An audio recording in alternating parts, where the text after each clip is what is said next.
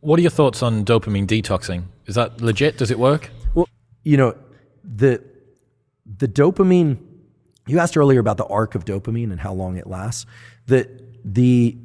One of the key takeaways from that book, Dopamine Nation, that I've incorporated in my own life is that there are certain activities like cold water that create long-lasting arcs of dopamine. Those can be very useful for putting us into long-lasting motivational states.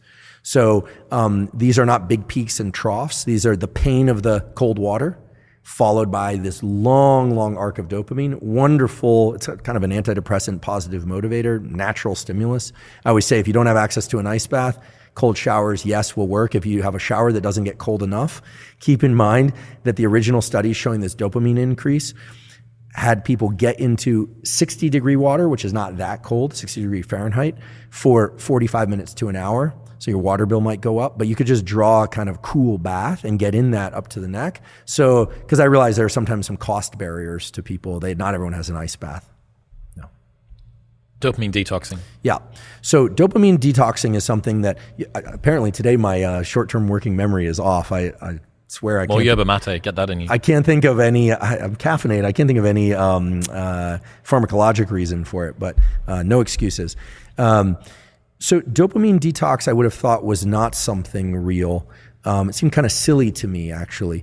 And I'll tell you why it seems silly and why it still seems silly, but why it may have some utility. But then Dr. Anna Lemke told me that it actually can be quite useful to take some time and space away from social media, certainly from any addictive drugs, that's the treatment for addiction, and restore those dopamine levels to baseline.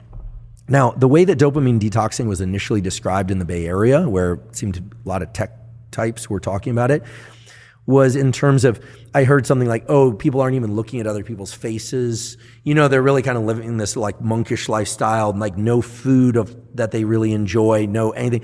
That to me seems kind of crazy and kind of extreme. I mean, I can understand not ingesting a lot of highly palatable foods, eating some blander foods.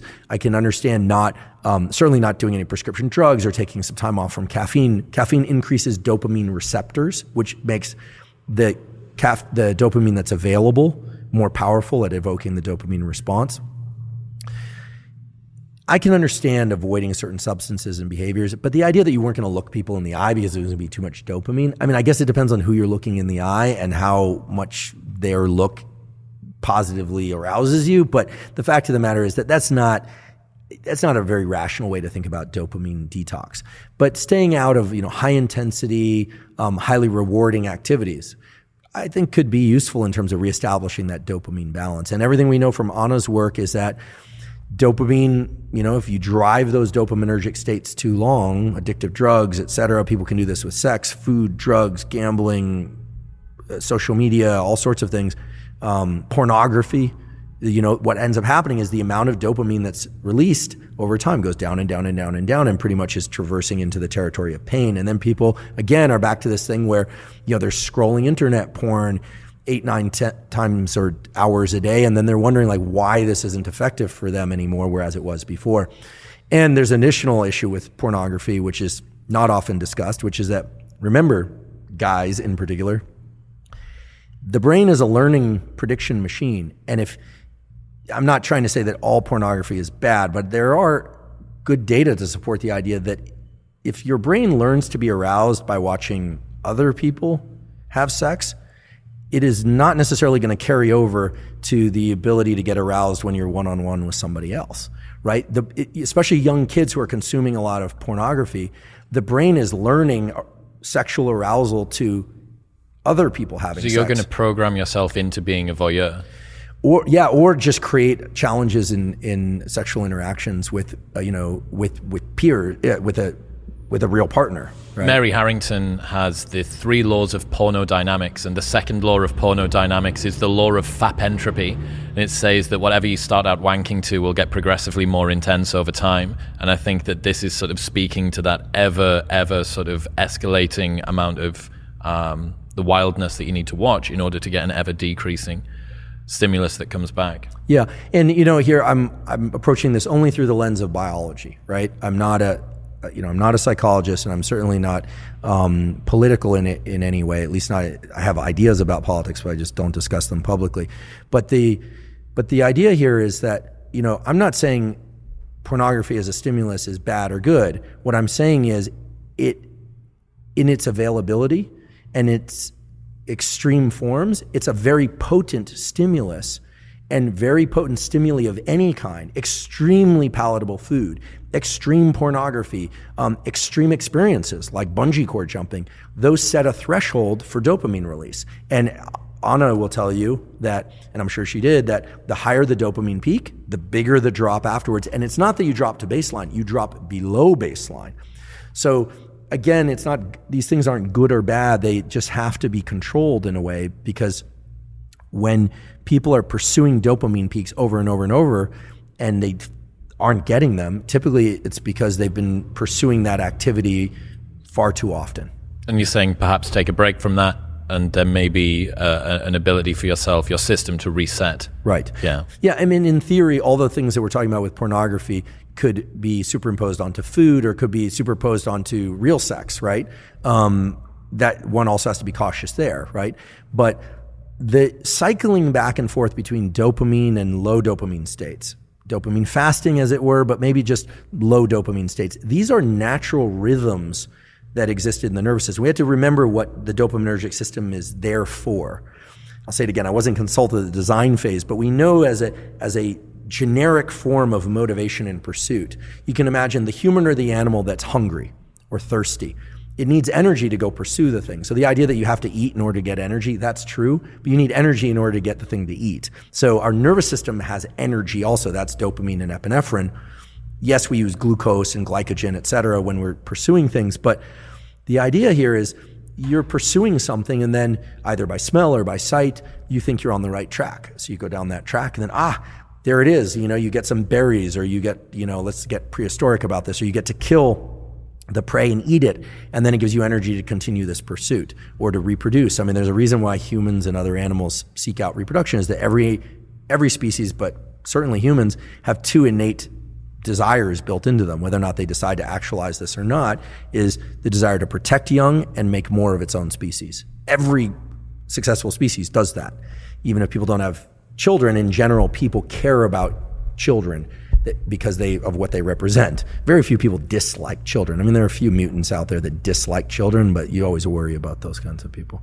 Yeah. You were talking earlier on about the fact that dopamine can be released when you set yourself a little goal and then achieve it. And one of the ways that you encourage your grad students is to give them a little bit of reward earlier on so that it keeps them motivated. Is this the same mentality that works during an endurance event when you want to say, I'm just got to get myself to the next lamppost, I've just got to get myself to that hill over there? Is that the same dynamic? Yeah, we can call it milestoning. You just set some milestone. And the key thing here is that, and this is the beauty of the dopamine system, just like the stress system is generic, the fear system is generic. It's designed for a bunch of different scenarios. The motivation system is also generic. It can be to achieve the next lamppost as a milestone, or it can be 5 miles as the next milestone. You get to control that.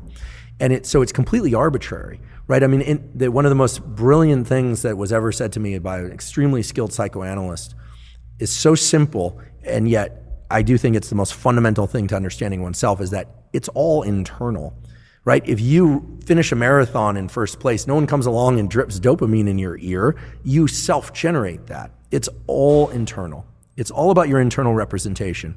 Now, that doesn't mean that there aren't good and bad events in life, but the fact of the matter is that if you set the next milestone as just outside the distance of what you're comfortable with, and you make it there, if you allow yourself a moment to register that win, you get energy to then set the next milestone and achieve it.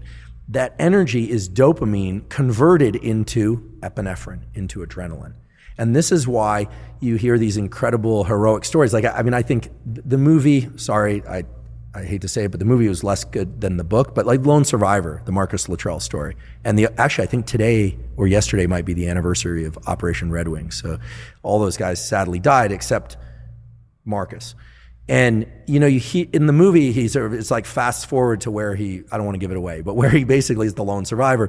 But in the book, it's crazy. I mean, the guy dragged himself on elbows and knees for miles and miles and miles, right? That kind of ability where you hear about people walking on stubs to, these incredible feats of human endurance and willingness to persist. I mean, those people were able to do that not because of glycogen or they drank their goo or whatever the triathletes are always using. It's because of nervous system energy, the ability to continue to manufacture adrenaline and keep going.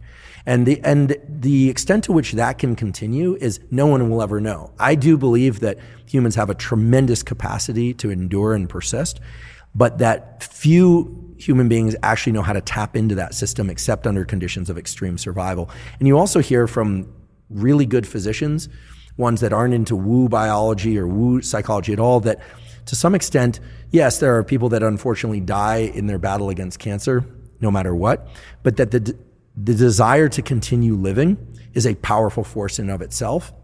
There may be spiritual components. There may be, that's not the business I'm in, So and how I don't know the experiment I would do to test it, but almost certainly setting of milestones and the ability to generate dopamine and adrenaline is what allows people to persist and live longer. There's no question about that.